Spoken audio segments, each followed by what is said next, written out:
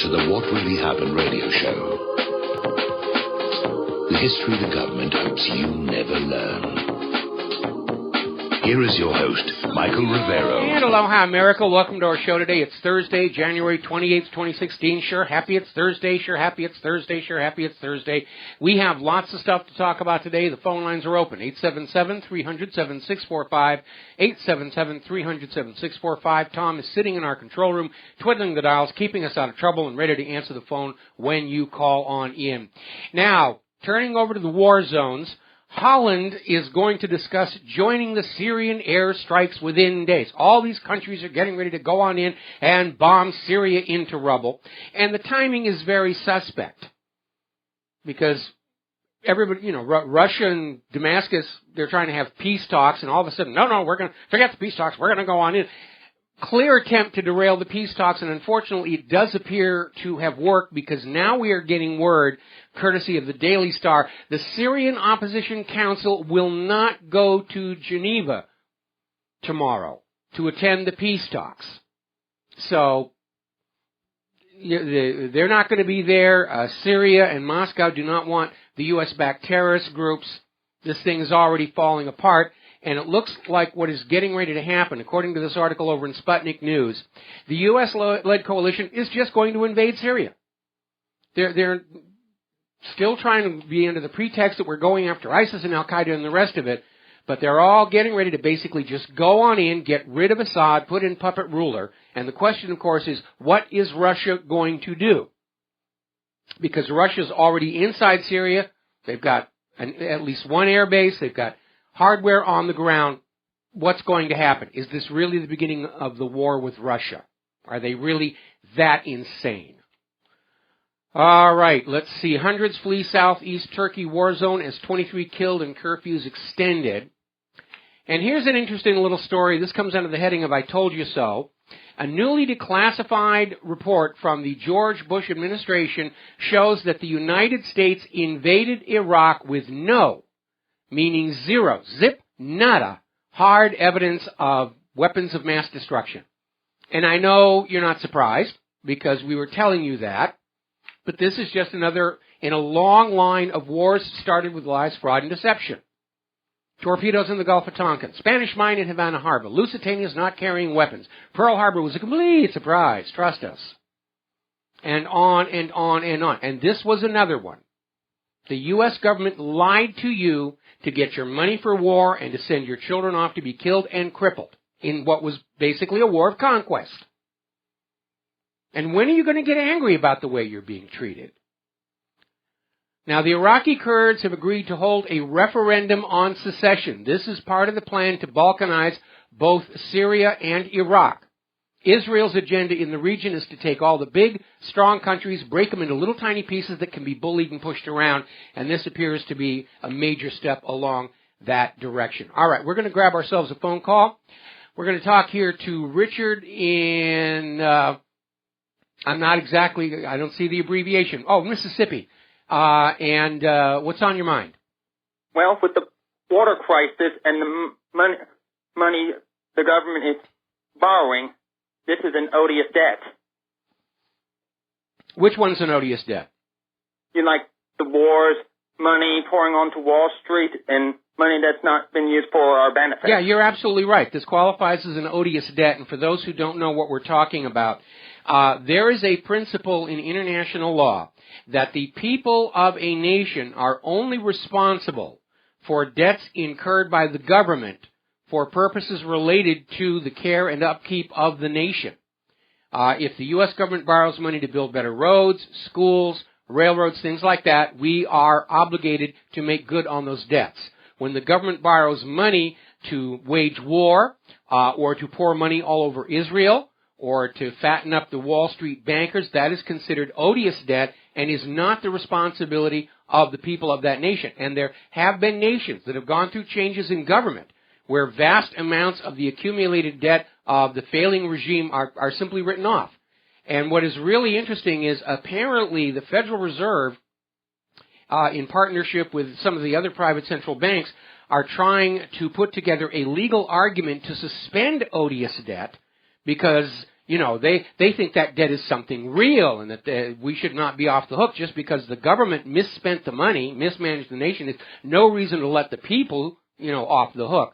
But yeah, absolutely, a lot of this is odious debt. And if you look at how much money the government takes from the American people and how little is being spent back on us for things like clean, safe drinking water, you come to realize that the vast majority of that gargantuan debt we're always being told is out there is not the responsibility of the American people anymore. And nor is the collateral pledged against that debt subject to forfeit. Okay? That is correct, Mike. Yes. That's something we'll need to keep in mind. Yeah, as far as I'm concerned, if the government is doing all this without our permission, we're not responsible for the debts, for the out-of-control debt. We keep voting for the candidate that promises, you know, balanced budget and lower taxes, and we never get it. So we can't be held responsible, and I refuse to be held responsible for an out-of-control government.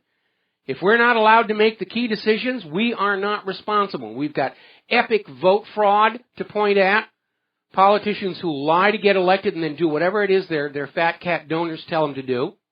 You know, that's the upside of being completely disenfranchised. We cannot be convinced that we're responsible for the mess that they're leaving behind. You are dumb enough to invest in the United States government without doing due diligence, well, you're going to have to take the loss.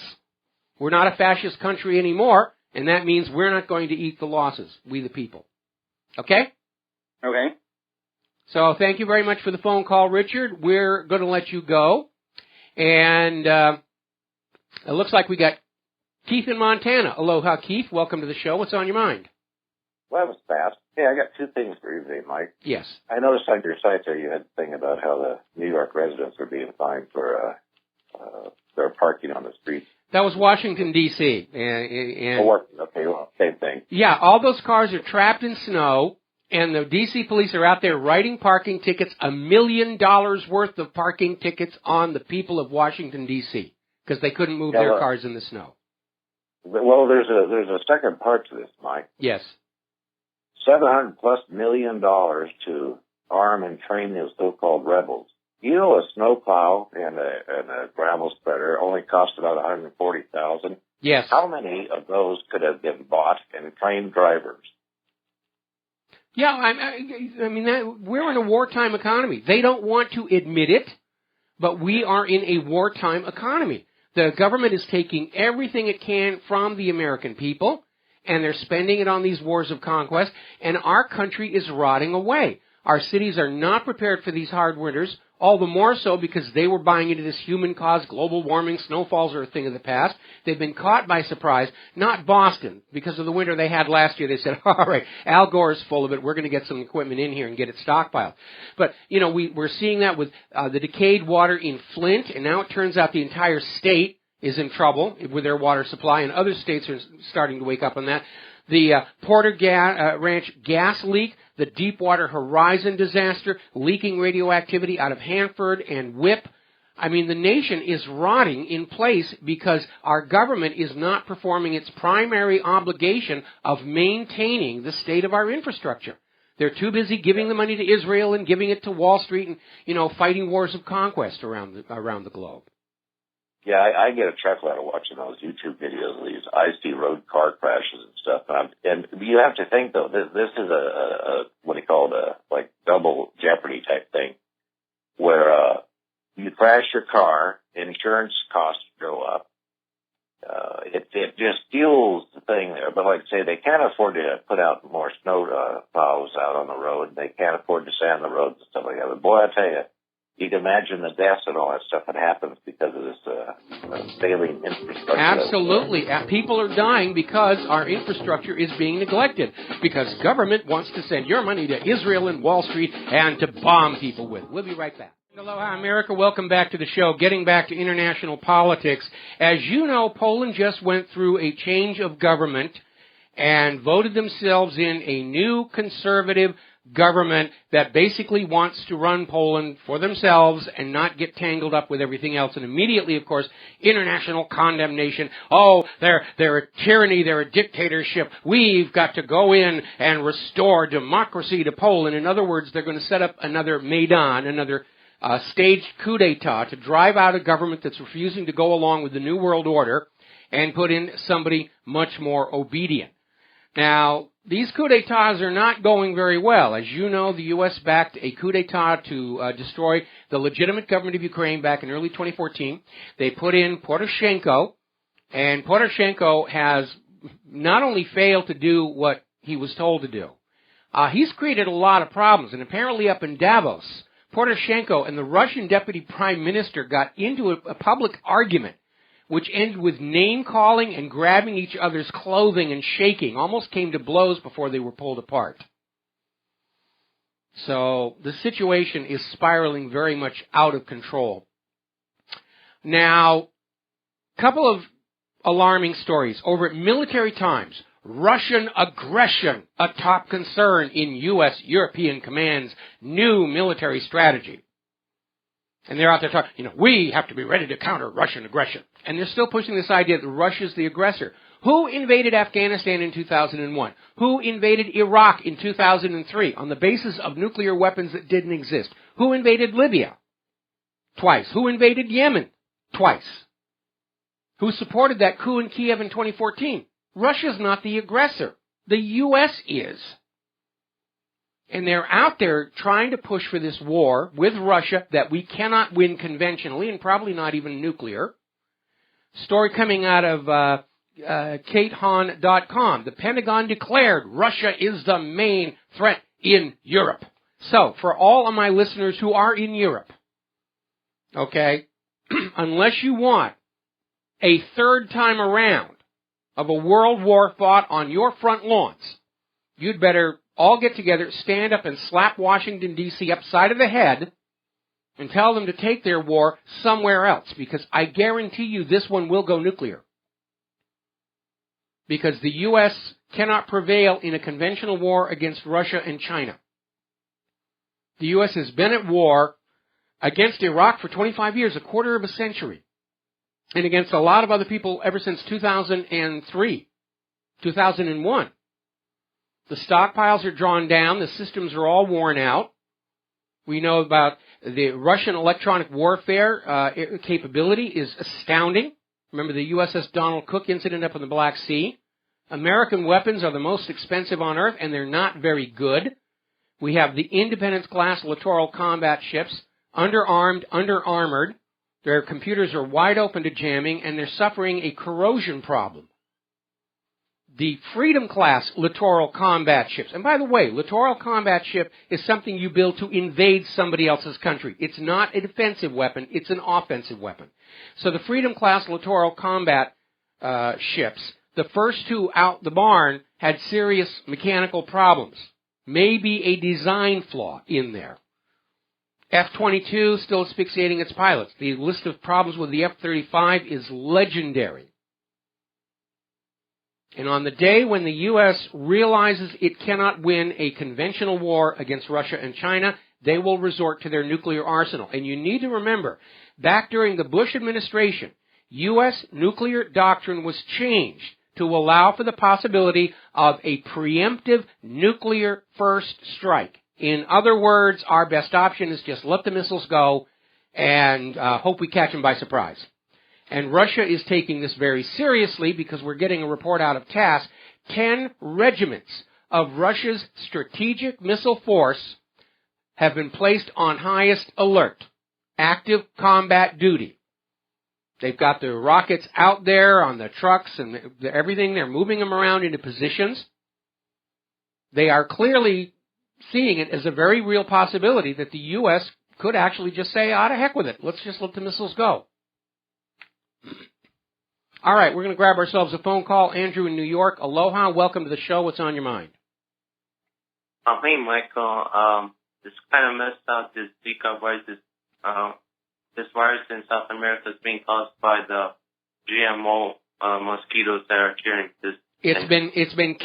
There's one theory it's being carried by it because the Zika virus is carried by only one specific species of mosquito, but it happens to be the same species that was used for these GM experiments where they created a GM mosquito and, made millions and millions of them, dump them into the jungle, and then they're surprised that the population numbers are going up along with the number of infections. And we're now seeing cases in the U.S. And start to emerge around the world. Is it the fault of this Bill and Melinda Gates Foundation project to depopulate the world? That's one possibility. Here in the United States, this Zika has been around in Latin America for quite some time. It may have been brought across the border with the illegal immigrants, along with H1N1, scabies, tuberculosis, plague, and all these other things in this brain-dead open borders policy. I mean, like, we should be closing the border right now, but instead people are using... We should, but they won't. Because the New World Order wants to blur us all together, and if, 10% of you die off of horrible diseases, that's acceptable losses as long as the remaining 90% are loyal servants to the New World Order.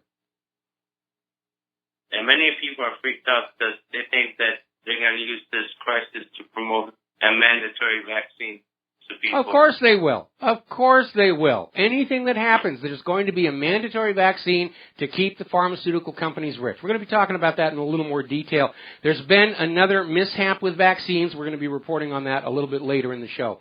So, Andrew, thanks an awful lot. We're going to let you go. Story being put out there in Asia Times, will America go to war for the Philippines?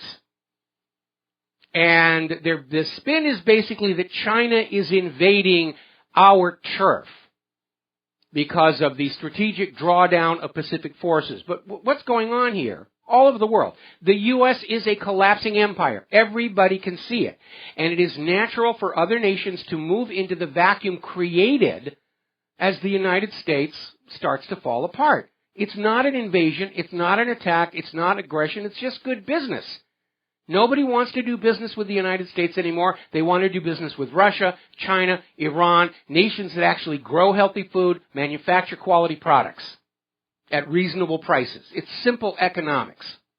And the U.S. wants to respond by bombing everybody who's a competition, which was one of the big reasons for World War II. We'll be right back. Aloha, America. Welcome back to our show here. Now, the politics are getting really into bizarro land. As you know, Saudi Arabia, acting as a proxy for the United States and its allies, has gone back into Yemen because those gosh darn Yemeni people tried to kick out the U.S. puppet ruler that we worked so hard to give them 2 years ago.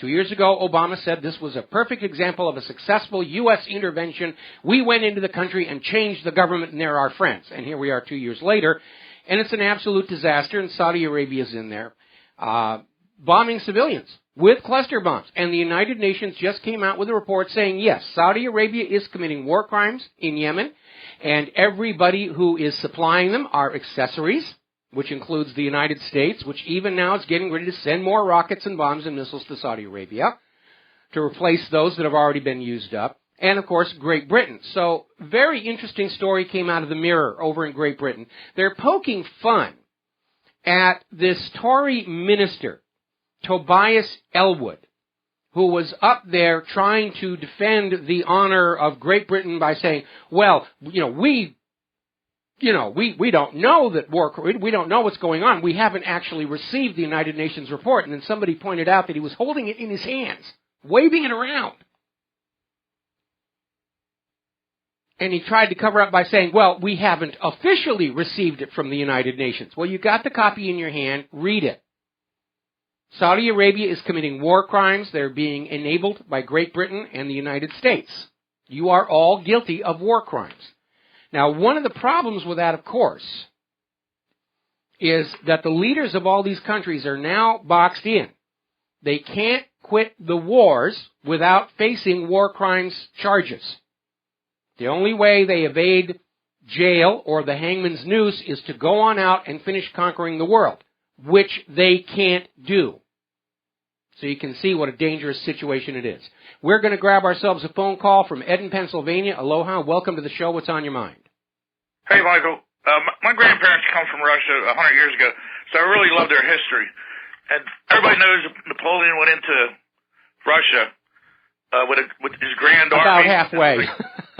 Yeah, it was like a NATO army, And it was all these different countries that were with him. And the Russians destroyed 100 miles wide of their own land, burned everything, poisoned the wells, destroyed their own towns, right up to Moscow. And now what happened afterwards was Alexander the First, who was a Tsar, he took a Prussian army, an Austrian army, and a giant Russian army right into Paris. And they didn't burn nothing. They didn't rape. They didn't burn. Well, they stayed for a couple of weeks.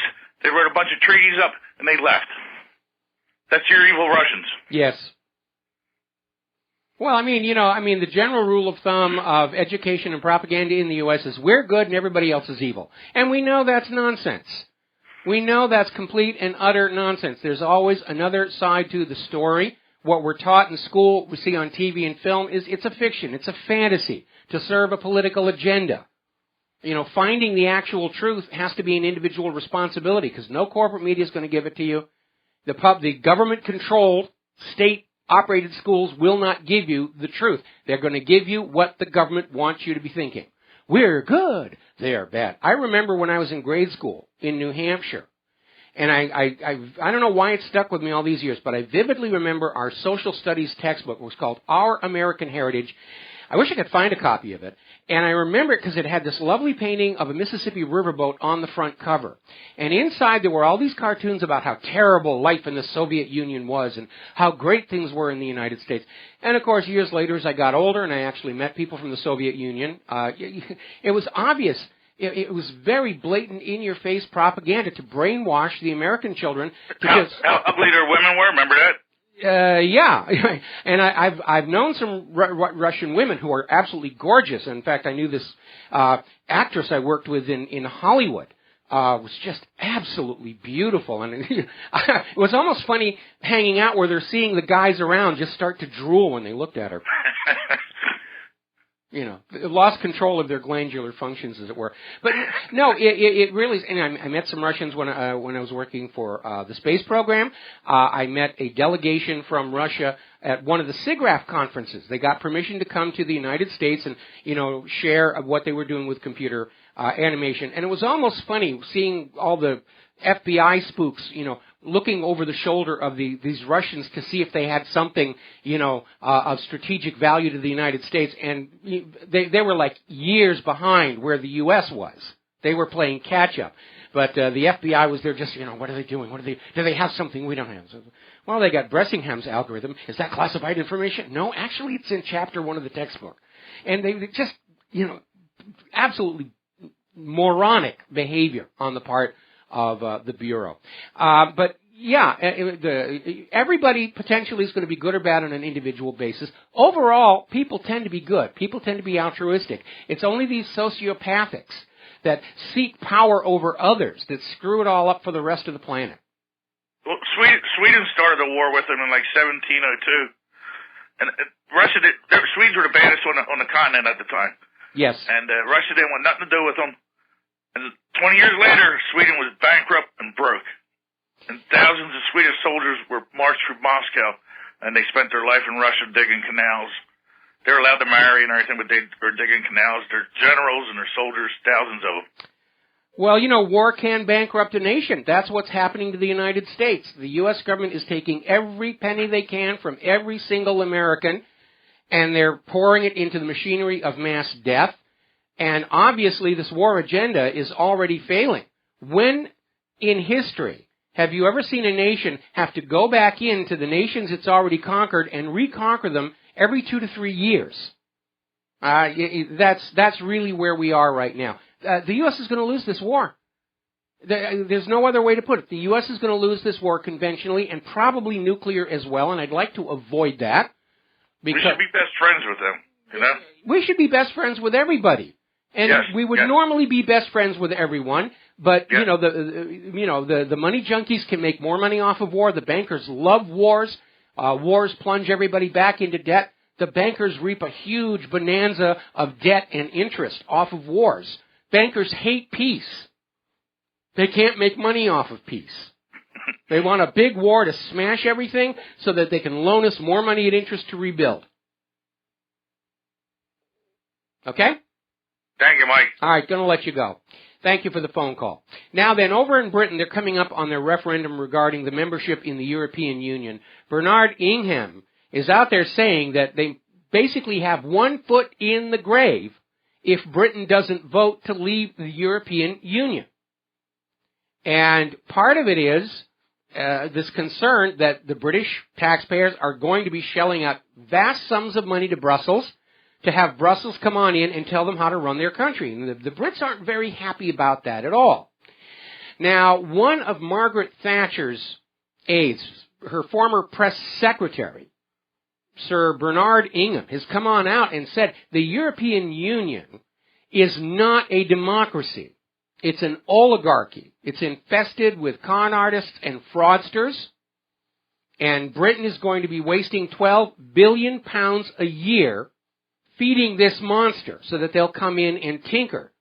David Cameron, of course, is out there. He's very pro-EU. He's very pro-New World Order and globalist. And he's out there saying, this deal with the European Union, this renegotiation is going to work out really great, which is kind of a reckless thing for him to say because they haven't actually written out the new proposed deal yet. That's not going to happen until after the referendum. And Cameron is out there saying, don't worry, you don't have to read it. It's going to be great. The same thing we're getting with the Trans-Pacific Partnership and the Transatlantic Trade and Investment Partnership. Just trust us. We'll make it work for you. How could you not trust us? We're the government. All right, we got to take a break for commercials. We'll be back. We got a phone call waiting on the line. We'll be back after these few words. Hi, America. Welcome back to our show here. And we're going to go ahead and grab a phone call from Dan in Oklahoma. Aloha. Welcome to the show. What's on your mind? Hi, Michael. I wanted to talk about the F-35 and a few reasons why it's a terrible airplane. Is way back when the Air Force decided to come up with a scheme called the high-low mix, a multi-mission, multi-branch aircraft, another PR spin. And, the second you go to make a multi-mission aircraft, you're not going to have a good aircraft. You're going to have something that's just money's been poured into, not to mention you have three different bureaucracies fighting over specifications, the Navy, Air Force, and Marines. And the Marines have had this mindless passion for vertical lift, which sucks up gas. You need it's a waste of space. You need short wings. You need 108 pounds of air pressure per square foot of wing, which makes it highly unmaneuverable in dogfighting. Pierre Spray talked about this. And it's a terrible bomber, carries ridiculous payload. It's fat. I think it's I think it only has room for like 3 seconds worth of ammunition in the cannon. Just 3 seconds worth of fire in the cannon. That's ridiculous. That's as brain dead as when they designed the F-4 without even having a cannon at all. Because our missiles will solve all of our problems, and the kill ratio fell from 12-1 to 3-1 because the other guys would evade the missiles, get in close, it would be a gunfight, and the F-4 didn't have a gun. They eventually built one that strapped onto the belly to even things out, but some of the thinking in the Pentagon you have to wonder. Now, the whole idea of a multi-role whatever is always sold on the idea that we're going to put all this money into developing this one tool that can be used for all these different things. It's kind of a Swiss Army knife of war, and then we'll manufacture a whole bunch of them so the cost per unit goes down. It's never worked out that way. And you'll never get a good aircraft when you or ship or tank or vehicle. I mean, again, I love that movie, The Pentagon Wars, based on the development of the Bradley infantry fighting vehicle, and it illustrates exactly what you're saying. They started with a very simple concept, a vehicle to get troops to the front lines and back as quickly as possible, and said, then, we're going to add this gun, we're going to add this, we're going to put this in there, we'll take some of the people out, we're running out of room. And it turned out to be a hideously expensive piece of junk. Mm-hmm.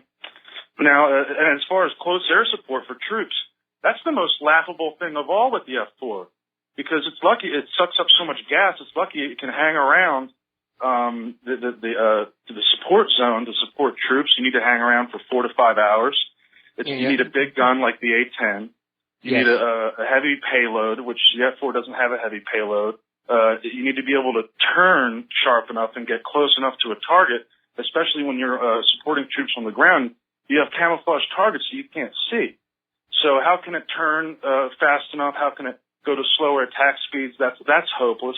So it's a hopeless dogfighter. It's a hopeless bomber. And it's a hopeless close air support. That's the most laughable of all. And people ask, what's the point of the plane? The point of the plane is to spend money. It's a banker plane. That's exactly right. You're exactly right. The F-35 is a classic example of that. They're trying to be all things to all people, and they're succeeding at none. They finally got the arrestor hook issue fixed, so it can actually land on a carrier. Right. But it can't fly in the fog, can't fly in the rain, can't fly near lightning. Its supposed see-through cockpit visualization system doesn't line up in those $400,000 each helmets. The networked target sharing system is creating false targets. It's not able to resolve how many real targets there are among multiple aircraft platforms. It all sounds good in theory and during the bidding, but it really doesn't work. And of course, the final insult was they were doing some air tests with it against 1970s vintage aircraft. It can't even dogfight, even if it had more than 3 seconds worth of ammunition in that cannon. It looks great. It's not an effective platform. And of course, Russia and China have gone the other way. They design an aircraft for a specific combat role, and they make it very good at that. And they're much cheaper than American aircraft, which means they can make much more of them. And that's what you do when you want an effective fighting force. You do it the way they do it in America when you're on cost-plus military contracts, and the goal is to just soak the American people for money for these impressive-looking weapons, in the hopes that you're never actually going to have to go to war because they're not going to work very well. Right.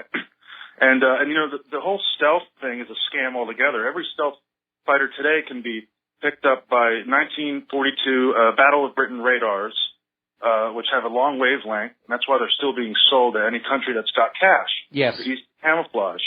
And, the F-117, and a few years ago when I first started thinking about all this, had a ridiculous payload. All that plane, 2 measly bombs. The Yugoslavs figured out how to shoot the F-117 down. Well, the actual design of the F-117 was not to be a bomber. It's got a weapons bay for rockets and whatever, but its real strength was supposed to be that laser designator in the nose, where the stealth fighter would go on in, paint the target with a laser, and let it be hit by a standoff launched munition from outside the defensive radius around the installation. And that's a really good strategy. Working in combination with other assets like jamming aircraft, it's an effective platform. The mistake they made in Kosovo was just sending in the F-117 as if it was invulnerable all by itself. And you're absolutely right. Stealth is designed to defeat radars at a certain frequency range. The older, lower frequency radars can pick them up. The B-2, if it gets damp, becomes instantly visible on radar. I mean, I've heard of that. Yeah. Yeah. And it just sickens me, Michael, because if they follow through with this and they get rid of great aircraft, like attack aircraft, the A-10 and other, a lot of our boys are going to get killed if war does ever break out. And, we don't want anybody's boys to get killed. And girls. Remember, the new draft bill will draft girls into combat. Now, the good news is they've decided they're going to keep the A-10. They've decided to keep the A-10 because the new ground attack aircraft is unfortunately well on its way along the same path as the F-35. Yep. They're making money off of it, but they're going to keep the A-10 in service. It's one of the few smart decisions I've seen come out of the Pentagon lately. That's the banker's favorite plane, the F-35, or the big turkey. Oh, yeah. The golden turkey. It's the golden goose. The F-35. That's its code name, the golden goose. The apple of its eye. All right. Well, listen, Dan, thanks an awful lot here. Let's get on back here. Now, as we mentioned yesterday, the people of France are beginning to stand up and push back against this dictatorship that was established in the wake of the Charlie Hebdo false flag attack, and their anger has not been abated by that false flag attack in Paris not too long ago. And it looks, they're standing up and saying we have a right to criticize Israel. You can't have freedom of speech and say we can't talk about Israel or these other things. And they're really starting to push back. So apparently the government of France decided, well, we just need a few more false flags. And it looks like they botched 2 of them in a row, because we got this story out of Russia Today where a man with 2 guns, ammunition, and carrying a Koran got arrested trying to get into Disneyland Paris. No wonder they call it Fantasyland. Obvious propaganda stunt. Guy went through a checkpoint with 2 guns, ammunition, carrying a Quran. See, I'm a Muslim. And then apparently there was another big stink over at the Paris airport where handlers, FedEx workers, had a package they were working that was damaged and ripped open. They looked inside and they saw a pressure cooker with wires coming out of it. And the U.S. Embassy came on over and said, these are just, they're simulated bombs for a training exercise. Really? Why are they simulating a pressure cooker bomb for a security exercise at the embassy? So it looks like they're trying to come up with more false flags, and they botched 2 of them in a row, which doesn't mean they're not going to keep on trying. And I think probably a lot of people are very concerned about the Super Bowl, because it's not an original idea for a terror attack on the Super Bowl. You had that movie Black Sunday, and more recently, Sum of All Fears. The terrorists will kill the Super Bowl. All right, we're coming up on the top of the hour, our first news break. And when we come on back, we're going to be getting into the economic news. The stock market had an up day. Doesn't necessarily mean anything at all, because we all know it's being rigged. The fundamentals aren't there. And don't take my word for it. Take a walk through your local town. Look at all the retail vacancies. Look at all the vacant homes. Look at all the homeless people out there. And then try and reconcile that image with claims that we are in an economic recovery. We'll be back after these few words. Hello, hi, America. Welcome back to the show, hour number 2. And before we get back into the news here, I forgot to mention at the start of the show, today is the anniversary of the loss of the Space Shuttle Challenger. And like any other great event in history, you always remember where you were when you first found out. And I was in Milan, Italy, working on I was setting up a computer animation production company. And I remember going back to the hotel room, and my Italian wasn't really very good. And I walked in, there was the shuttle on the launch pad, and the announcer was just going on very, very fast. I couldn't pick up what he was saying. And so I saw it the way everybody at the Cape did, with no warning whatsoever. And it was particularly poignant because only 3 months before, I've been working in Houston on helping set up computer graphics simulators for the man maneuvering unit, and I got to work with Judy Resnick, who flew on that particular mission. So, a little sad piece of history there. Now then, we're getting word there's been another close approach incident over the Black Sea, where a Russian Sukhoi 27 jet fighter came within 20 feet of a U.S. reconnaissance aircraft. And the U.S. is in high dudgeon. How dare you come up next to our aircraft? Well, it's international airspace, and pretty much anybody can go where they want to as long as they're doing it safely. The U.S. is making a big stink that the Sukhoi 27 flew right alongside us, and then it aggressively turned away, disturbing the controllability of the U.S. aircraft. Are they that fragile? Catch a little bit of turbulence off the Sukhoi and they can't control it anymore? Boy, why don't you just telegraph that all of our aircraft can be broken by a little bit of turbulence and wind? They're trying to make a big deal about it. But we are seeing more and more of this rattling of sabers and glaring at each other. And again, if you go back to those stories I was talking about in the first hour, it is beyond question that the United States government is going to try and duck the responsibility and blame for destroying the economy of what used to be the greatest nation on earth by getting us into another world war, because by golly, it worked twice before. Third time's going to be a charm. And it's not going to work because we're going to lose this one. In World War I and World War II, the propagandists succeeded in convincing the American people in the military these were just moral and necessary wars. They don't have that this time. They do not have that this time. Now, getting into the economy, story out of Market Watch. The former Bank of England official, Danny Blanchflower, who's now an economist at Dartmouth College, is saying the December rate hike by the Federal Reserve was a major mistake. And the Federal Reserve doesn't want to go back on that because it makes them look bad, but according to this individual, it's too late. The Fed has lost all credibility. Nobody believes them. part of the problem is the system is out of control. And it always has been. Private central banking is a naturally unstable system. And when it starts to break apart, you can't control. There's nothing they can do. There's absolutely nothing they can do. Everything is a holding action, a stalling action, or finding some way so that when it all comes apart, the real wealth is in the pockets of the money junkies and the people are left with worthless ink and paper. Jeremy Corbyn is poking fun at David Cameron, asking if ordinary British people can have the same tax rate that Google has. Cameron's going to say, of course not. The people have to pay higher taxes, otherwise we would have to tax the corporations, and they don't like that. They'll stop writing big campaign checks. Story coming out of Investment Watch blog. There is no real growth in America. Inflation is adjusted lower to create a fake growth, which is a roundabout way of saying, like the stock market, like the LIBOR, like the gold and silver prices, like the unemployment numbers, it's all being faked and rigged to make things look like they're okay. But when you get out in the real world, the indicators are all bad. Story out of BloombergView.com. The shipping news says the world economy is toast.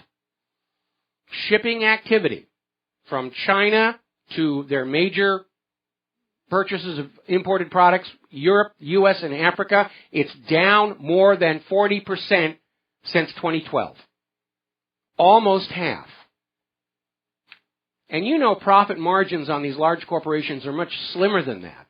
Some corporations can go from being hugely successful to serious trouble with only a few percentage point shift in the revenue stream. Story out of governmentslaves.info. Massive downturn in container freight, shipping, and trucking as economy struggles to find consumers. Well, the consumers are out here. There's plenty of consumers. The consumers don't have any money. That's the problem. Because it's all been sucked out of our pockets and driven up to the top of that pyramid, and there's no recycling of that money back down to the bottom so that we can work, earn decent wages and salaries, and feed that money back into the economy to buy the things those corporations want to sell us. And now are resorting to forcing to sell us to buy. That's the problem. There are consumers out here. We want to buy things. We can't. The money junkies have all the money. Another story from Investment Watch blog. Big companies, huge problems. Banks have leveraged every corner of the world and are running out of people to con into borrowing more. See, the way private central banking works, the instant that first pretty printed piece of paper goes into circulation, more money is owed to that central bank than actually exists. It's designed that way. And the way they can keep it moving forward, it's basically a pyramid scheme. And it works because you have the first group of borrowers borrow some money, but there isn't enough money to pay it all back plus the interest. So you find a larger group of new borrowers, the next generation, college students maybe. And you plunge them into debt, and you use part of that money that's created to pay the interest on the first money. But then you have to find another larger new ground floor on that pyramid. It's a pyramid scheme. And like all pyramid schemes, it's going to collapse. Now, because the Federal Reserve had the entire population of the United States playing along, it was able to last about 100 years. But all pyramids fall. And now all these globally linked private central banks have exhausted the entire planet. There are no new borrowers out there because lions and tigers and bears are too smart to take out applications for credit cards. And that's why the system is locking up, because there's no new money being created to service that debt. Under private central banking, debt always exceeds the available money supply. It doesn't matter how hard you work, how much you sacrifice, how much austerity you have to deal with, how much toxic water you have to drink in Flint, Michigan. You can never pay the bankers off. You are their slaves, and it is by design. The U.S. government could strip every single American naked, put them in the middle of the street, sell everything that we have, house, clothes, car, everything, and still not have enough to pay off the debt. Because the debt is always designed to be larger than the available money supply. That's it. Germany has succeeded finally in starting to recover their gold from the New York Federal Reserve. They now got about half of their gold back in Frankfurt. There was a big stink going on there. There was a big fight going on there. Germany's Bundesbank was out there saying to Germany's government, no, you can trust the New York Fed. You don't need to see your gold. But Germany's government and a very active segment of the population in favor of repatriation, they've now gotten about half their gold back. Somewhere between 200 and 300 tons of gold have been returned. The rest is still somewhere out there. But other countries that are trying to get their gold back from the New York Federal Reserve are running into a brick wall. We'll be right back. Aloha, America. Welcome back to the show. We're talking about the economy. We're talking about gold.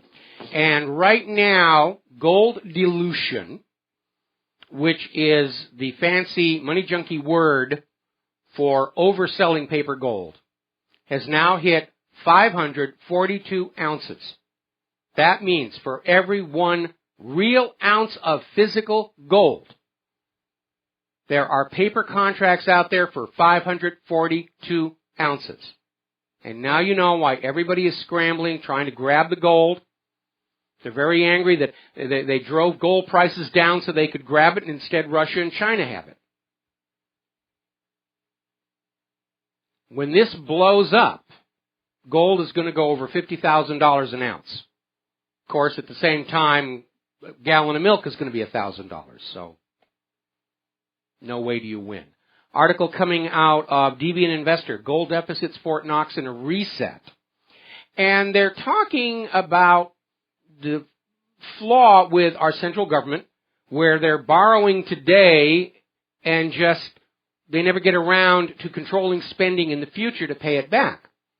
There was actually at one point an attempt to mount a constitutional amendment saying that for each presidential administration, any money they borrowed had to be repaid before the next administration came in. So the next administration came in with a clean slate. Needless to say, it went absolutely nowhere because the attitude in Congress is, we're going to borrow and spend, and it's somebody else's problem to pay it 50 years in the future. That's all our children and grandchildren are good for, is slaving away to pay off the debt for what we're spending right now.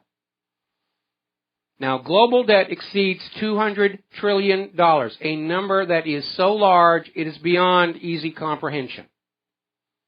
The U.S. official debt is $19 trillion, with unfunded liabilities in the $1 to $200 trillion range.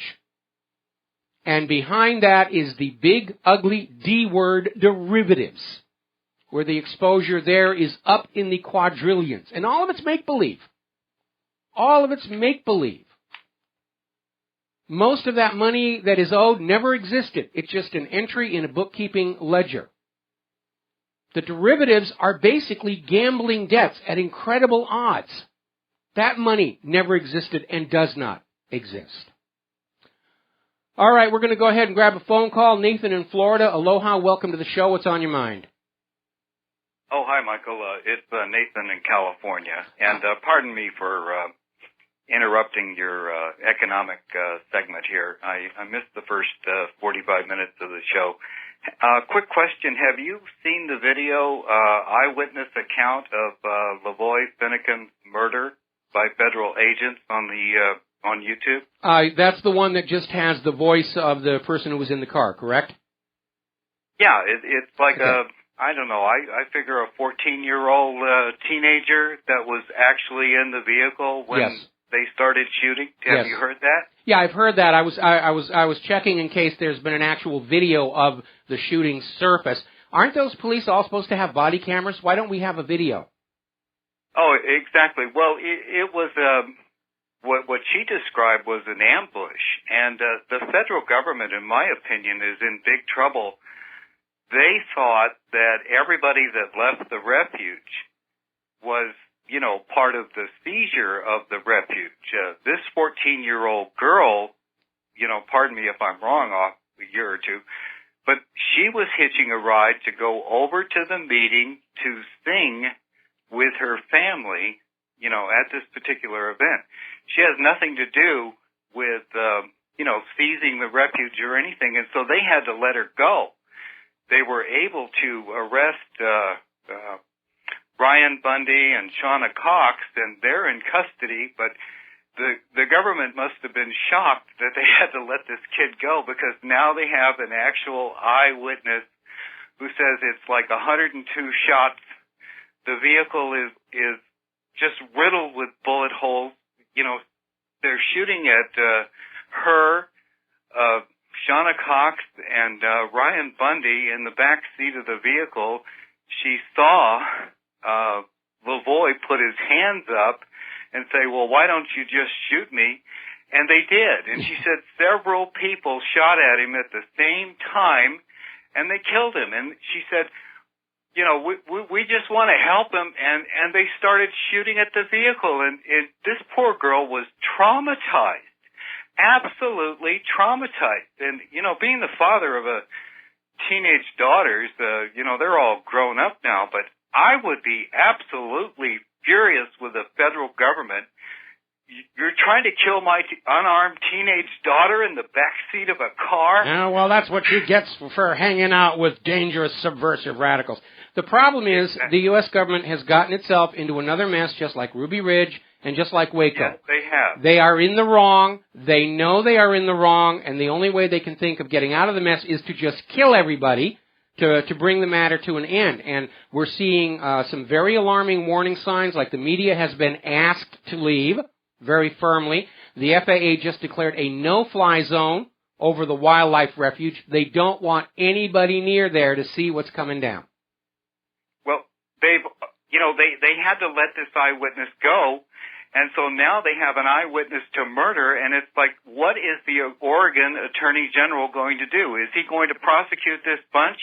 I mean, hypothetically, and this is fantasy land, what if it was President Obama's daughter, Malia, that was in the back seat of this vehicle when they, you know, put over 120 bullets into the darn thing? She says the whole car's, you know, just riddled with bullets, and they tried to kill her. I mean, that whole bunch would be, you know.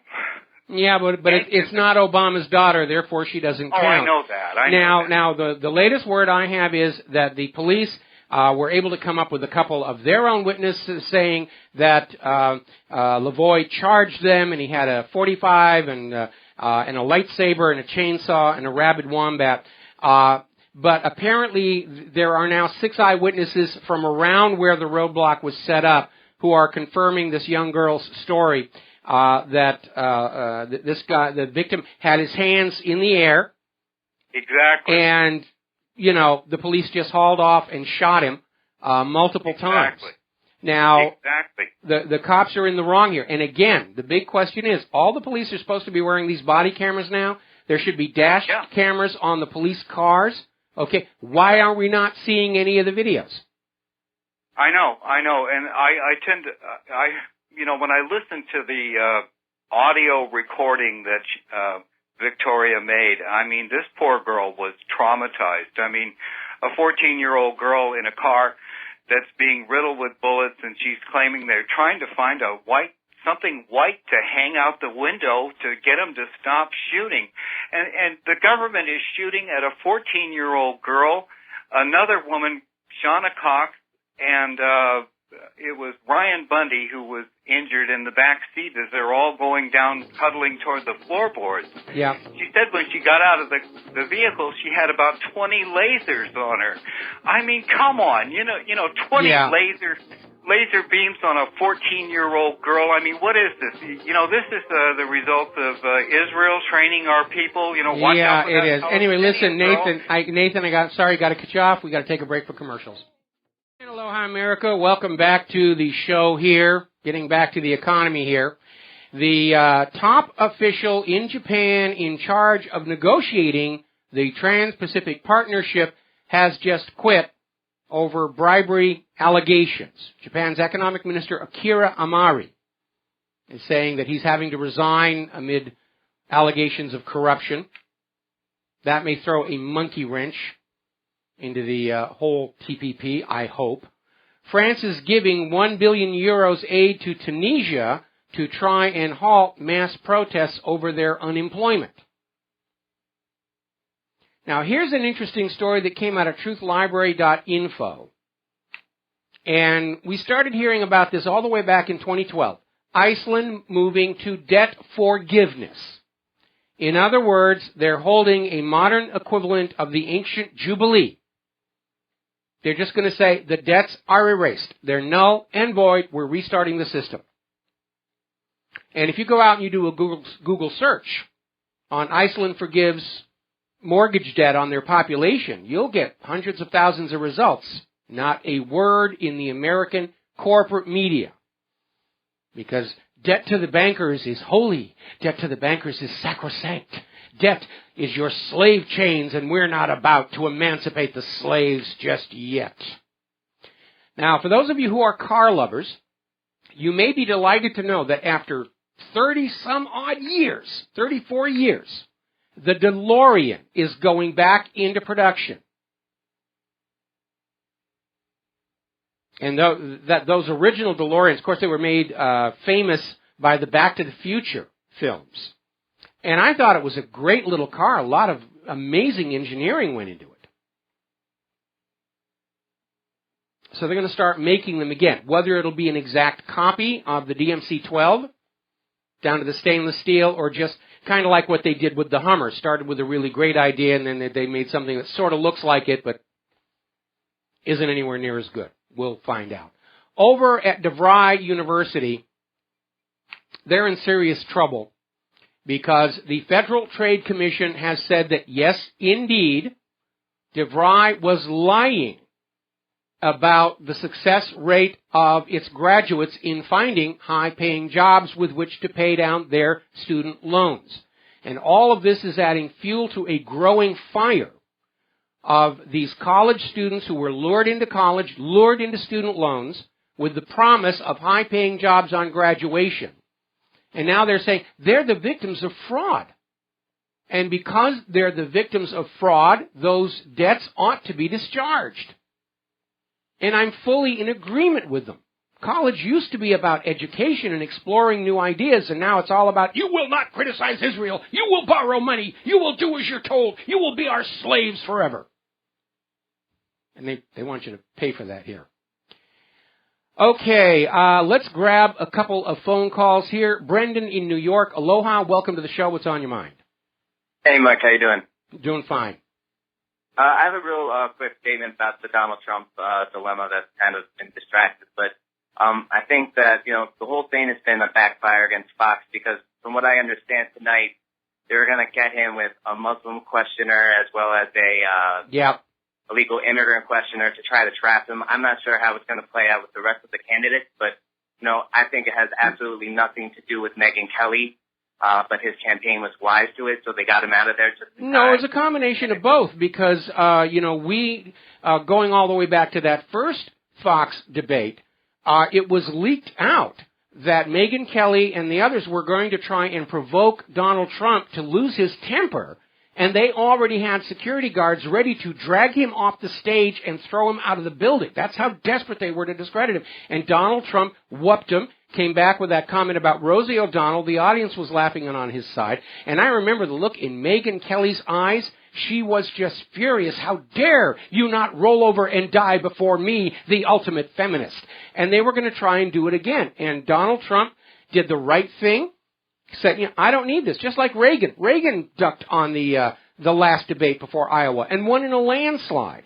And even better, CNN is stepping in. They're going to cover Donald Trump's live political rally that he's having at the exact same time as the debate. And I'm going to make a prediction here.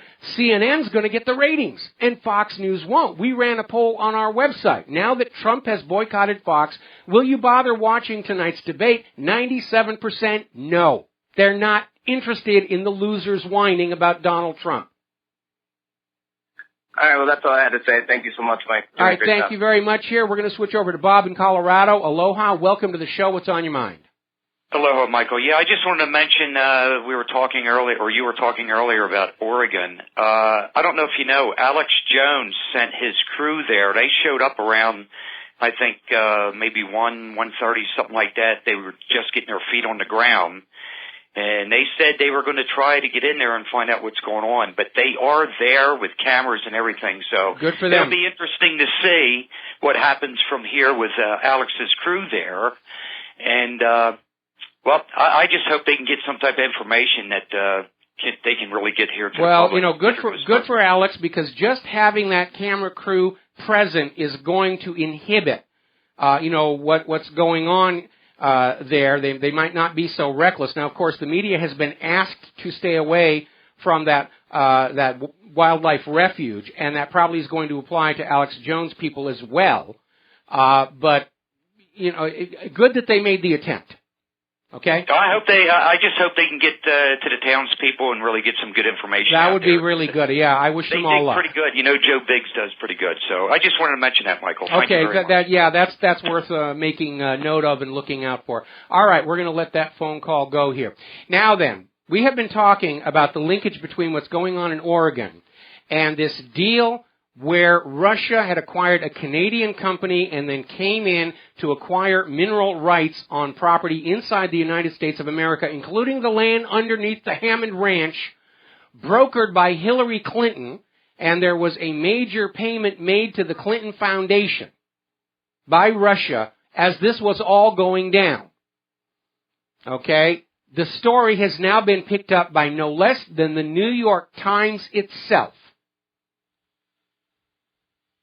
And I would say that pretty much makes a confirmation. Basically, Hillary sold the Hammonds' land out from under them without their permission, and now she's sending in the Gestapo to get them off the land. It's not theirs anymore. I made a deal with Russia, and I always keep my word with the people who give me money at my Clinton Foundation.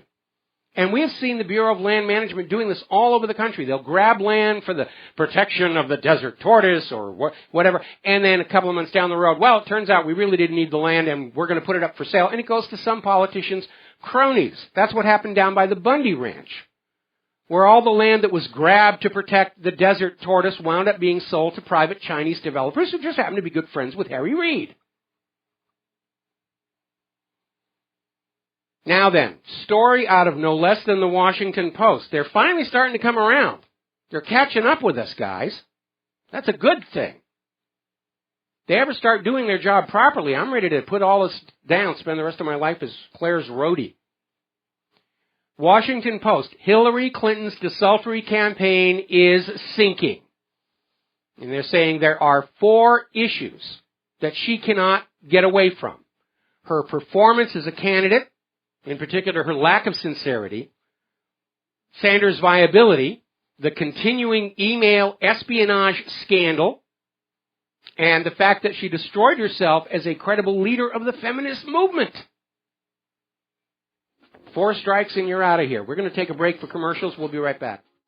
Aloha, America. Welcome back to the show. We're talking about the Washington Post article on how Hillary Clinton's campaign is in serious trouble. There are 4 areas that are working against her. And the last one is the fact that she's destroyed her own credentials as a supporter of feminism. And it goes back to the comment that she made about how every woman who has been sexually harassed or abused has a right to be believed. And then, of course, everybody said, how about all those women that your husband was attacking? And, of course, you had to back, that was proven that they were lying. No, it wasn't, as a matter of fact. Bill Clinton admitted to many of these sexual dalliances, settled out of court on 1 lawsuit, and Hillary destroyed herself. And Hillary's campaign in 2016 had been relying on what Hillary's campaign called the vagina vote. Women will vote for me because they're women. That's beginning to erode. And Hillary kind of destroyed the other side of the equation because she hopped on board that 1990s male bash militant feminism from people like Gloria Steinem. We don't need men. We're in charge of the world. And so Hillary, over the years, has alienated a lot of the male voters in this country. And having already done that, and now having lost credibility with women over this issue of sexual harassment and enabling her husband's abuse, That's working against her. Camille Paglia is out there saying Hillary's blame men first feminism is going to cost her. And then she goes on talking about what happened to feminism, which was and I've talked about this before, the original feminism was equity feminism, equal pay for equal work, equal access to credit, equal access to education. These are all laudable goals, and it was easy to support feminism back then. Then in the 1990s, you had the original equity feminists sort of lose control over the political machine. It was taken over by the gender feminists who didn't want a balanced equality. They wanted a reversal of the order. We had the all men are rapists and that's all they are, and the Catherine Comans, a false rape charge is good for a man to go through. Andrea Dworkin was out there getting standing ovations saying that women should randomly kill men to put them in their place. It was completely over the top and out of control. And Hillary rode the tide of that, and it's going to cost her. Story coming out of the New York Times, Hillary Clinton stumbles because as Sanders is eclipsing her in these early primary states in the polls, she's gone on attack mode, and it's come off as insincere, not to mention ungrateful, because remember that first debate where Sanders got a round of applause saying, I'm not interested in hearing about those email things anymore, and how great of him, how generous, how stupid. And now, after Sanders cut her some slack on that, she's turned on him. And Hillary is trying to portray him as dishonorable when he behaved very honorably, and it's backfired on her. All right, we're going to grab a couple of quick phone calls. Steve in Florida, aloha, welcome to the show. What's on your mind?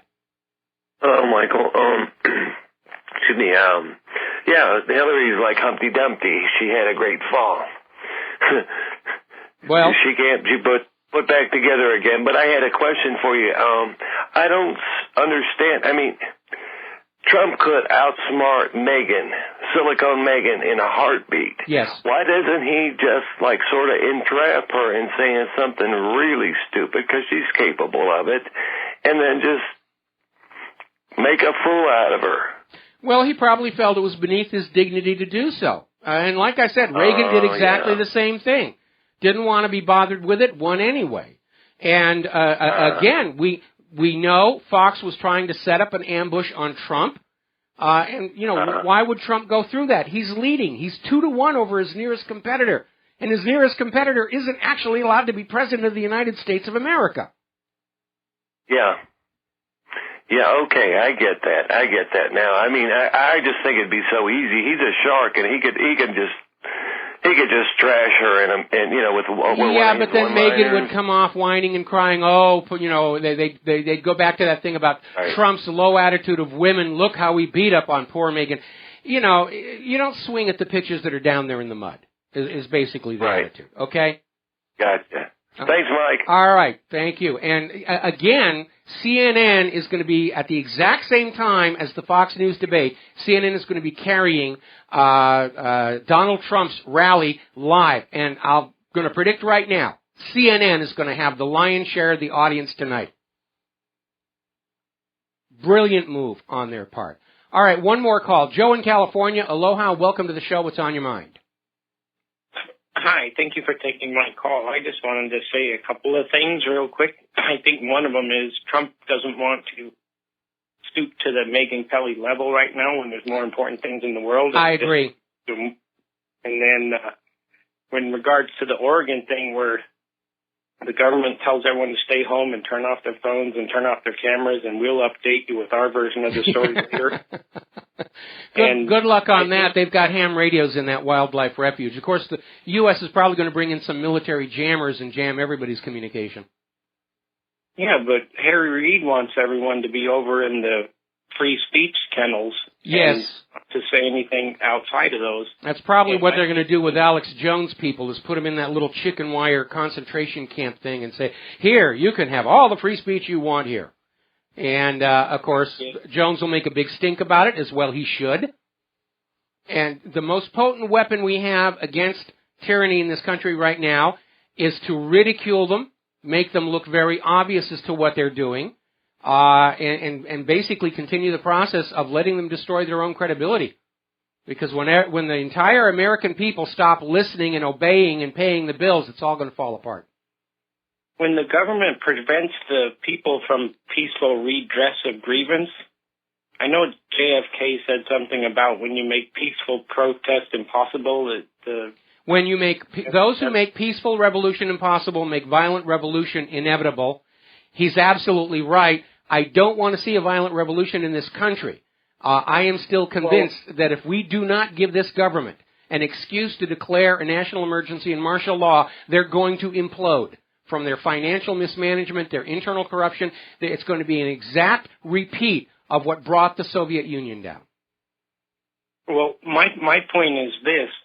The government doesn't want you to use a phone or a camera or anything, but when you look at today's courts, they have, like, the person who's under arrest is in one place and it's videotaped over to the courtroom and the cell phone is doing it. They're using all the technology, but they don't want anyone else.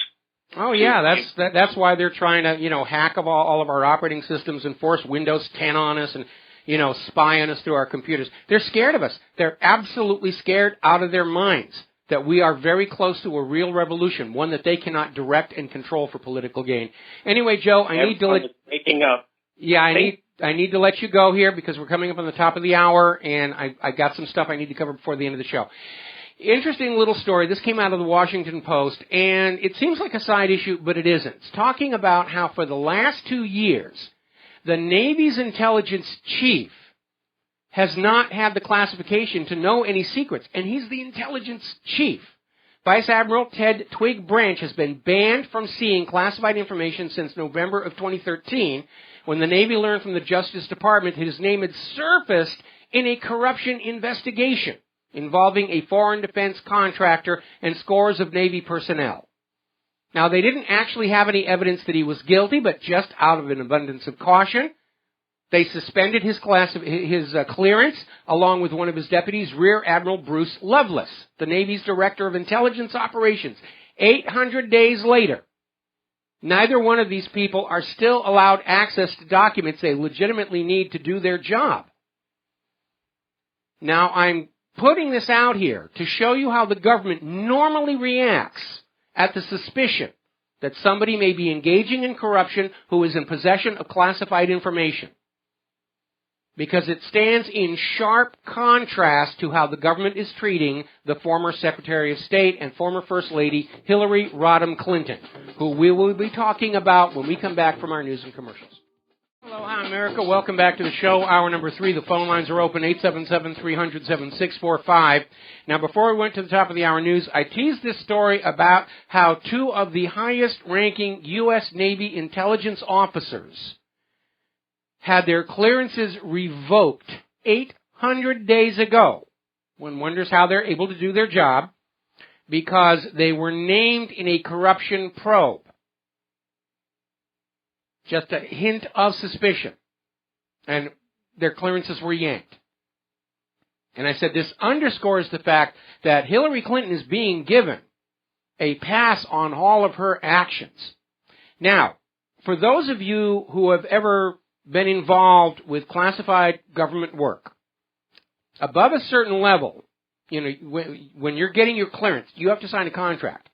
And there's literally a condition in that contract that the Bill of Rights doesn't apply to you anymore, that the government can spy on you without a warrant to make sure you're not selling stuff to the Russians, and it's something that you voluntarily choose to accept in order to have that classification. You also get a very thorough education on the proper handling of classified material. And Hillary had to do exactly the same. Now then, the big stink going on right now is the fact that some of the classified documents on Hillary's private server were so highly classified, the congressional investigators had to apply for a special clearance to read them. Top secret special access program. Now, those kinds of documents are not put on any servers that access the open internet. They're private, controlled, secure networks. And these networks only store the documents and present them for reading. You cannot send email off of these networks. You cannot open up web browsers on the internet from these. It's completely isolated, air-gapped from the rest of the world. So the only way these top secret SAP documents could get onto Hillary's private email server is somebody carried them over by hand, put them on a flash drive, and walked them over. That shows intent.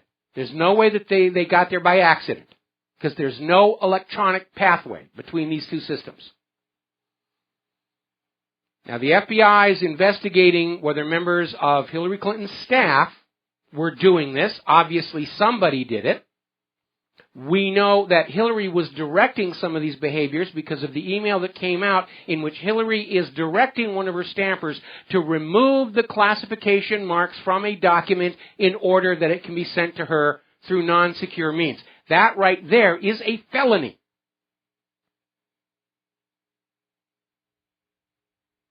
And the FBI is investigating whether this all cut and paste or however it was transferred so it could be sent to her private email address. Or, let's get right to the point of the matter, be sold to a foreign government in exchange for donations to Clinton's charitable foundation. That top secret SAP, the human material, they had a document that basically came from a human intelligence source, an agent in a foreign country. Those are the crown jewels. Those are the things foreign governments most want to have. And Hillary and her staff walked them off the secured, air-gapped network and put them on her private email server, which had weaker security than Ashley Madison. That's what's going on. Now, Tom DeLay is out there saying that his friends in the FBI are saying they've got the goods on Hillary and quite a few of her staffers, and they could come down with charges at any time. They don't need to work any further. They got the goods right now. But Ron Hosko is out there saying, yeah, it's probably going to continue for some time. You know, we may not hear from the FBI until after the primaries are over and we're in the general election, or maybe even after the election, or maybe even next year when President Clinton can pardon herself. It's delay, delay, delay, stall, stall, stall, stall. The Clintons have a lot of juice to be able to hold off the consequences of all that they have done throughout their career. Now, as you know, we've all been poking fun at the U.S. State Department for using last weekend's snowstorm as an excuse to petition the federal judge that is enforcing the release of the Hillary Clinton emails to delay this final release until the end of February, which would put it after the first 4 primaries in the country. And it's ridiculous to say we need a whole month here because we had 2 days of heavy snow. It's not like they got the notice to turn this stuff over a week ago. They've known about this for months. Now, Jason Leopold, the journalist whose lawsuit forced this issue in the first place, has filed a motion with the court saying, keep them to the original deadline, January 29th. It should be tomorrow. We haven't heard yet what the decision of the court is going to be. Now, the court may say, because of the storm, we'll put it off until next Tuesday, next Wednesday. That would be reasonable. I could understand that. But not to the end of February. But they're trying to stall and delay so that Hillary can go into the first 4 primaries without any more embarrassing revelations. And that right there tells us there's going to be something really juicy in there. Meanwhile, we put a flashback article. One of the released emails showed how Hillary Clinton's office requested YouTube censor a video about her, and YouTube said, yep, we will do that. let's see, Hillary Clinton's top financial supporter now controls The Onion, the satire site. And they've been running some very funny stories like Hillary Clinton tries to woo voters by rescinding candidacy. Hillary Clinton to Nation, do not mess this up for me. Hillary Clinton, the merciless, unrelenting march to the presidency. Those are all going to be gone. Because one of Clinton's supporters now controls The Onion. Control the media, control the minds of the voters. Actually, it's not going to work. Apparently, Hillary advisor has asked Twitter to block a new hashtag that is trending on Twitter. Hashtag words that don't describe Hillary, which is usually posted with things like honest, truthful, so forth and so on. Now, Paul Krugman over at the New York Times is adopting a new tactic. They're using the word serious to basically delineate between people who are on their side and everybody else. Serious people are supporting Hillary Clinton. Serious, foreign policy people. The serious people are all in favor of Hillary. And if you're not in favor of Hillary, then you're not serious and nobody should listen to you. That's a very subtle piece of propaganda, but they're doing that. Now let's get on to Donald Trump, because his fight with Fox News is not going very well for Fox News. Remember what I said before, what's going on here in the corporate media. They are in a desperate fight to prove they can still control the minds of America, that they can choose the candidates for us, that they can sell us the wars. Because if they can't do that anymore, those individuals and corporations who are covering the hideous financial losses that these networks are going through right now, they're going to put their checkbooks away. And the party's going to be over. And so Fox News was out there desperate to prove, when we say Trump must go, he will go, and that's going to be it. And Fox may have hoisted with its own petard. We're going to talk about that when we come back from these words from our sponsors. Aloha, America. Welcome back to the show here, and we're talking about Donald Trump and his feud with Fox News, specifically Megyn Kelly. And Fox News took the arrogant approach of, well, Donald Trump does not get to pick the journalists. And that was never the issue. The issue was the journalists trying to pick the president.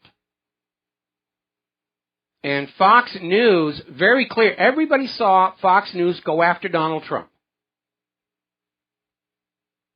And Fox News showed to its audience it's not fair and balanced. It's not the we report, you decide. It's we'll decide for you. Just watch the report and the ads. They wanted Trump out because he's not part of the establishment. The candidates they're pushing are the establishment, including the ones who can't be president. And not only have they destroyed their reputation for objectivity and balance, they're now seen as being part of the establishment. And Fox News' original audience, when they started, were the people who were dissatisfied with CNN and the major networks. Fox News came in as an outsider. Now they're rooted in the establishment, and that's going to undercut things. Fox News may have hoisted with its own petard, especially because now CNN, in a very blatant ratings grab that I think is going to work, they're going to cover Donald Trump's rally live tonight at the exact same time as the debate on Fox News. Now, 97% of the people on my website poll said they're not going to bother watching the debate, but I'll bet you there's going to be a higher number for that CNN coverage of Trump. I'm going to tune into that. Going to tune into that right away. All right, we're going to grab ourselves a couple of phone calls. James in Tokyo, Ohio gozaimasu, what's on your mind? Ohio gozaimasu. Happy New Year to you and Claire. Thank you. You're looking very serious, Paul Krugman today. I'm looking at you on Bamboozer TV. You got to lighten up, Michael. Oh, okay, all right, I'll lighten up. Okay, two nuns walk into a bar. No, I'm just kidding. I wanted to talk about the economy. I don't think, a lot of times I just hear you talking about putting a lot of assets in the gold and silver, and at this time, I don't think it's a good idea. I think gold and silver and other commodities are going to fall a lot further. I think oil can go down to 20 once Cushing in the Midwest, the tanks are full and hits 20 at that time. I think that there's a lot of money to be made in not oil by going back up, because I believe a lot of oil companies are going to go out of business due to the low price, because no one's going to make any money at 20. Chevron can't even make any money at like $48 a barrel. Mm-hmm. But everything's, at that time, a lot of oil companies are going to collapse. And at that time, unlike what Peter Schiff said about a year ago, get into the Aussie, Canadian dollars, commodity-based currencies. But at that time, well, these currencies have already collapsed, so they're going to collapse even further.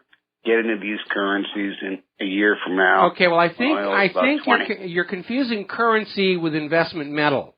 And you need to understand that it's counterintuitive, but nations with a lot of exports want their currencies to be lower because it makes the cost of their goods less expensive to the importing countries. And it's counterintuitive. Everybody would think, we want our currency to be the strongest on the planet. But if you're an export-based economy, actually, no, you want the other. You want your currency to be down lower. And you have to draw a balance between how much you're importing and exporting and try and find that ideal valuation for your currency. I'm in agreement with you on the oil problem, because along with the glut of oil is the fact that there's a reduction in demand because people don't have jobs to go to anymore, and that means they don't have money to go down to the shopping mall with or out to restaurants with.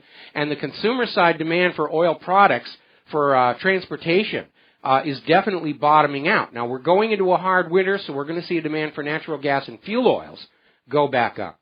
But as far as gold, I mean, if you're looking at a leveraging of over 500 for gold, at some point that's going to break loose. And that's what you're talking about with the countries might want some of their prices to be low, but I'm just talking to your audience who are Americans who have American dollars to invest, because I believe, and after a year from now, at that time, then you invest in these foreign currencies and they'll rise against the dollar. So I'm not talking about from the aspect of being, a country. I'm talking from the aspect of your audience who are Americans, like most of them probably, except for me and a few other people, but, and a lot of other people actually, but, I'm just talking about American dollar-based investors. And also, I'm very disappointed with you by the way that you're talking about Bill Clinton. It's just disgusting and it's terrible. I mean, this is one of our most outstanding presidents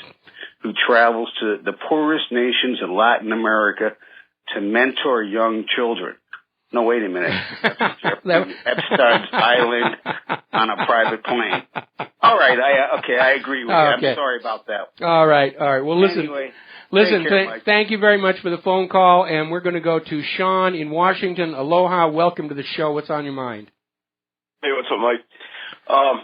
So I'm not really anti-Alex Jones. I have mixed feelings, but it's a good, information source. But I've wondered for a long time his theme song. Like, couldn't Disney at this point tell him, force him to stop using the Imperial March at the opening of his show? They want it? I'm presuming that he has licensed the rights to use that music and gotten permission from the rights holder. I mean, we have to do the same thing for my show. Of course, most of the music is written by my wife Claire, who it's notoriously easy to get rights permissions from. She's laughing in the other room now. It's a recognizable tune. It's part of his branding. As far as Alex Jones, he and I, we have kind of a love-hate relationship. Alex got me my first start in talk radio here on GCN back in 2007, for which I'm very grateful. We disagree on some issues. We agree on a lot of the others. I do link to his videos and website, and I'm absolutely delighted that he has people up there in Oregon to just, keep the public visibility pressure up on these, the Wehrmacht as they move in on these people fighting for constitutional principles. Yeah, I hear you completely. There's I think it's Mark Connor's channel on YouTube. You can see Victoria Sparks, I think was the girl that was there. Yeah. And Yeah, the way they're covering that, I don't know. You know, he was saying that Levon ran toward the authorities. From what she says, it sounds more like he was maybe approaching them, but his hands were clearly up, and they just opened up. Yeah, on and they him. just gunned him down in cold blood. All right, Sean, I got to let you go. We got to take a break for commercials. Thanks for the phone call, and we'll be right back. And aloha, America. Welcome back to the show here. Now, Fox News very clearly trying to get Trump out of the race. Everybody's seeing them do that. But Fox News' own online poll has Trump at 66% right now. So, apparently Mike Huckabee is going to attend tonight's Trump event. And by the way, it's a rally in support of the veterans. It's not just a pure campaign rally. It's a big event to honor the veterans. That's going to be a very positive message. And I'm wondering if Huckabee has dreams of being Trump's vice president, running mate, because I'm sure at this point the Republicans can see what's going on. Absent a world-changing event, it does look like Trump is going to be there. And again, we can't rule out massive election fraud, and we're going to be talking about that in a little bit here. Now, Trump is out there saying a good relationship with Russia and China would be great for the United States of America. And this is an important thing for you to keep in mind, because right now Trump is the only candidate out there who's talking about pulling the U.S. back from the brink of war with Russia and China. All the other candidates are trying to drag you to the edge and kick you over into the abyss.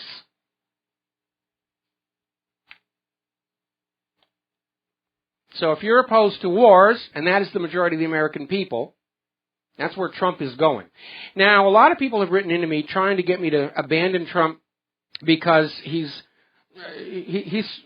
refuses to condemn Israel for what Israel's doing. And Trump's very honest. You know, he's saying, I'm doing business with companies in Israel, and I have to be careful. And that's an honest thing. We understand the realities of Israel having control of so much money. They get to call the shots for a lot of people's lives. But it is clear that Israel actually doesn't like Trump very much. They don't see him as obedient enough or loyal enough to Israel. He's too much of his own independent mind. And Israel absolutely hates that in an American president. And so it's not surprising that we had this story come out where Anne Frank's stepsister, Eva Schloss, is out there saying, Donald Trump is another Hitler. We're going to wag the Nazis, wag the Nazis, wag the Nazis. Trump is Hitler, Trump is Hitler. Which betrays a degree of desperation on the cusp of madness when they're out there wagging Hitler to try and tarnish Donald Trump. Another story coming out of INFOWARS. Top Bilderberger Martin Wolf is out there openly saying the global super elite must stop Donald Trump. They're not even trying to hide from you anymore. That who you vote for doesn't matter to them. They will decide who the rulers of the nations will be. And basically, Wolf is out there saying that, people are blaming the bankers for the hard economy. And they're rejecting the elites that dominate the economy and politics. How can they possibly do that? And he's saying the potential consequences of a Trump presidency are frightening. Yeah, all these fakers and phonies and scammers might actually lose their precious little grip on the lifeblood of the world's economy. Now, Bernie Sanders is very concerned about election fraud in the upcoming Iowa caucuses, and he has reason to be, because Microsoft got together with the Iowa Democratic and Republican parties to provide a technology platform so people can vote in the caucuses without having to actually show up in a polling place. They've got mobile apps. And everybody will push the button, and the machine will spit out, this is who won. Wide open to the potential of fraud. And Sanders is concerned because a lot of Microsoft employees, including their top executives, are fully on Hillary Clinton's side. And Sanders is saying they're going to set up their own check in addition to the exit poll. Well, for those who actually show up, they're setting up their own system. to verify the results. Because we know Hillary's going to try and steal Iowa. I mean, the political analysts are out there saying if she loses Iowa and New Hampshire, her campaign is over. And we know she has resorted to election theft in the past. She did it back in 2008 in New Hampshire. They were going into New Hampshire with Barack Obama clearly in the lead in all the polls, clearly in the lead in all the exit polls, and the next morning, wow, sudden come-from-behind victory for Hillary Rodham Clinton. And they explained the discrepancy between the official result and the exit polls by saying, well, the voters were lying to the exit pollers. Which is nonsense. You don't know who those exit pollers are. You don't care what they think about you. And I'm not the only person being concerned. We have this other story that came out of truthout.org. Will the 2016 primaries be electronically rigged? Yes, they will. They absolutely will. We know it's an epidemic problem. And if you have not already seen that HBO documentary, Hacking Democracy, hunt it down and look at it. America's elections are a joke. You push a button and a privately owned company with no civilian or government oversight tells you who your rulers are.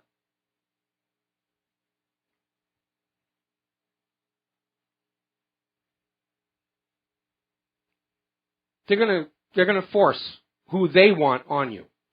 And again, my philosophy is very simple. If a government cannot prove the accuracy, fairness of the elections by which they claim authority over us, then we the people are neither legally nor morally obligated to obey that government's dictates, to pay its bills, and certainly not to sacrifice life and limb of our children in that government's wars of conquest. American elections have become a global joke.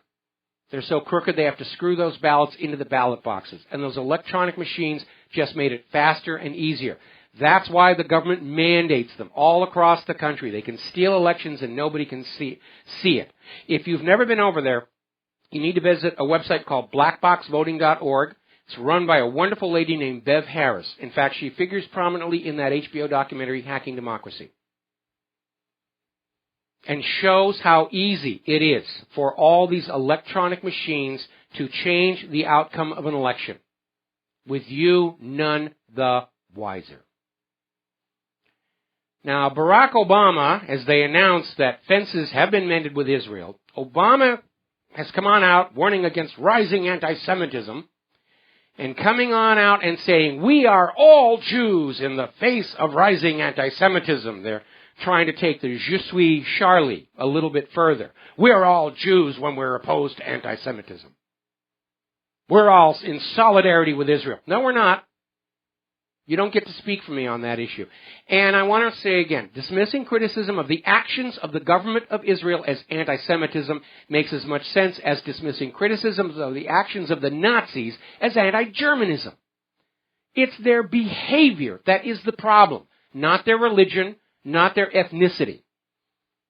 And Obama, I think, just qualified for immediate removal from office under that 25th Amendment. For him to go on out there and say, we're all Jews in the face of rising anti-Semitism in a nation where the majority religion is some variation on Christianity. He's clearly out of touch there. Alrighty, Italy says 400,000 immigrants will cause their country to crumble. Sweden's going to expel 80,000 failed asylum seekers. The Belgian immigration minister suggested turning back boats of migrants, and he doesn't care if they drown. Tensions are getting really thick. Got to take a break for commercials. Back with the last segment of our program after these few words. And aloha, America. Welcome back to the last segment of our program on this Thursday. And we're going to talk about what's going on up in Oregon. As you know, the U.S. government has drawn first blood. There are conflicting stories about what happened. The witnesses are saying the cops just unloaded on these people. Killed one, wounded one, shot up the car. The police are saying, of course, that the victim came at them with a Bengal tiger or something like that. We know how often the police get caught lying in these situations. And again, I want to point out, we haven't seen any video from the dash cams on those police cars or the body cameras. We're just supposed to take their word. If you're a loyal American, you'll believe what we tell you to believe. I don't think so. Now, there is a wonderful video that we linked to by a lady named Chris Ann Hall. She's a constitutional attorney, and she lays out point by point the issues behind what's going on up in Oregon. This is the part of the story the government and the corporate media don't want you paying attention to, because the government is flat out in the wrong here. The Bureau of Land Management has been acting unconstitutionally and illegally. And basically we have the government on one side saying, give us your land or we'll shoot you. And on the other side you have the Bundys and the Hammonds citing the Constitution saying you can't do that. Now which one sounds like the criminal to you? And this video is worth looking at. We're trying to get this lady on the show here. But that's what's really going on here. That's what's driving all of this. The Bundys, the Red River down in Texas. The Bureau of Land Management is grabbing land under the guise of managing the wilderness. And then they'll wait a few months and turn around and say, oh, we didn't need the land after all, we'll sell it. And by the way, the Bureau of Land Management gets to keep a lot of that money. They have a financial incentive to steal land from you, the American people, and turn around and sell it to political cronies. It's wide open corruption. The federal government has clearly exceeded its constitutional limits. It has no right to any land other than what is underneath federal buildings, harbors, airports, military bases. That's it. It's in black and white. There's no gray area. No congressman can say, well, we're going to change that definition. No judge can say, well, we're going to fudge it a little bit. It's in the Constitution, and the only way to change the Constitution is with an amendment. Passed by the Congress, signed by the President, and ratified by 3/4 of the states. Judge Anna von Reitz is saying we're in the middle of the American Amritsar. And it's a little more spread out and diffuse. It began with Ruby Ridge, continued with Waco, and now it's moving on to Oregon. A government that will act illegally, get caught at it, and solve its problems by just incinerating everybody, and then bulldozing the sites and burying the remains in an undisclosed location. The government is in the wrong here. And these people up in Oregon are taking a stand for their rights as American citizens under the Constitution and the Bill of Rights. If you don't work to keep that Constitution and Bill of Rights, if you don't hold the government to those restrictions, then it's all been in vain. We're just another tin pot dictatorship, oligarchy. The government takes and you surrender. And look where we are already. We're at a point where we have been looted and plundered so much, the economy is breaking down.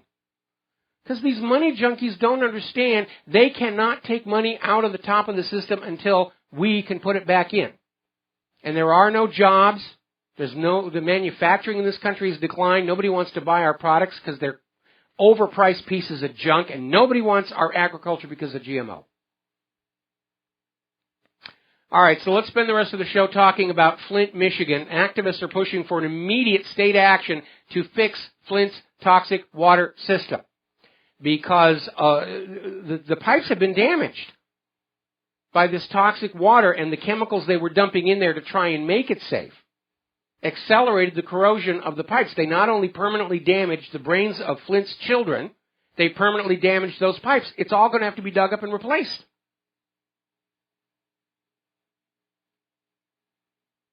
And it's not just Flint. Everybody is getting out the testing kits. All the parents are taking their kids to the doctor and say, check my kid for lead. And they're finding out already there are 14 communities in Michigan where the children are showing higher levels of lead than they are in Flint. Now, there's a story coming out of second wave media about how in one town, Kalamazoo, the reporting methods were skewed to mask the fact that there were high levels of lead in the children in those core city neighborhoods. They're covering it up. They don't want to fix the problem. They want to cover it up. And I guarantee you, this is not confined just to Michigan. We already know it's a problem in Ohio. New Orleans, Baltimore, Boston.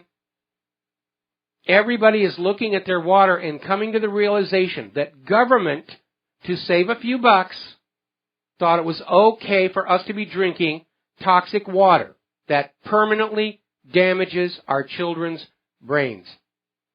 The damage is done. It can't be undone. Even if you could get all the lead out of the children right now with a magic wand, their brains will not recover. They're going to have learning difficulties in school. They're not going to be able to compete economically. Many of them will turn to crime, join gangs. This is a national disgrace. And the government's acting like the firefighters. Oh, there's a problem. We will rush in to fix it. We will make speeches. We will hand out bottled water. We'll have little buttons and a telethon, and everything will be well. No, that doesn't fix the problem. I find myself completely in agreement with Michael Moore. Sending in a couple of trucks full of bottled water is not a solution. It's something to look good for the media. Remember, the governor of Michigan, his first act was to hire public relations firms. They're not interested in the public health. They just want their image to look good. That's not wise management of the country or the state or the neighborhood. It's just politics as usual.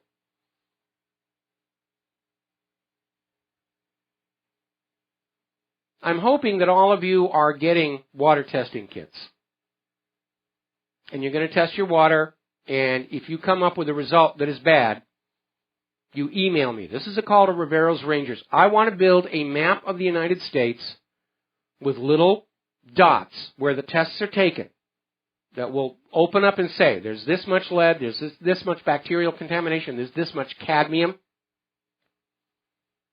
We already know from the UK Guardian, they have documents that major U.S. cities east of the Mississippi have been deliberately underreporting heavy metal contamination of the drinking water. I can't think of any more fundamental responsibility for the government than to provide us with safe, clean drinking water, and they have failed.